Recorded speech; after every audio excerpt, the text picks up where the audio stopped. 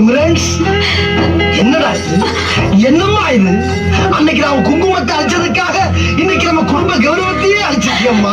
குடும்ப கௌரவத்தையே அழிச்சு வேலைக்கு போய் 6 மாசம் ஒழுக்கமா இருங்க, நாங்களே பேசி அனுப்பி வைக்கிறோம். மீண்டும் இன்னொரு உண்மை சம்பவத்துடன் உங்களை சந்திக்கும் வரை நன்றி.